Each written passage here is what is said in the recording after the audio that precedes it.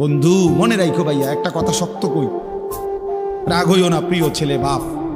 এই কপাল পৃথিবীতে উপার্জনের দুনিয়াবি কোনো কাজে লাগে না। এই হাত পাও এগুলা মানুষের অঙ্গ প্রত্যঙ্গ কাজে লাগে বিভিন্ন উপার্জনের কামে। এই কপাল এটা দুনিয়াবি কোনো কামে লাগে না, এটা কোনো কাজের জন্য, ওটা দিয়ে কোনো উপার্জনের কোনো কামে, দুনিয়ার কামাইয়ের কোনো কাজে এই কপালের এটুকু জায়গা ব্যবহার হয় না, এটা লাগে না আর কি। তাই এটা আল্লাহ তাআলা কেন বানাইছেন? খোদার কসম রব্বুল আলামিন এই কপাল শুধুই সেজদার জন্য বানাইছেন, শুধু সেজদার জন্য। এই জন্য যে কপাল সেজদা দেয় না, যে কপালে সেজদা নাই, তুই মানুষও না, মানুষের বাচ্চাও না, ইনসানের কোনো কাতারে সে পড়ে না,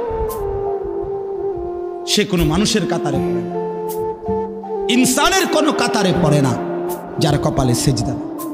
কারণ কপাল বানানোই হয়েছে, সেজদা কাকে বলে? ওয়াদউল জাবহাতে আলাল আরদ, জমিনের মধ্যে কি রাখা, এই তো কপাল রাখাটারই কি কয়, তার মানে সেজদা কপাল। কপাল বানানোই হয়েছে কিসের জন্য?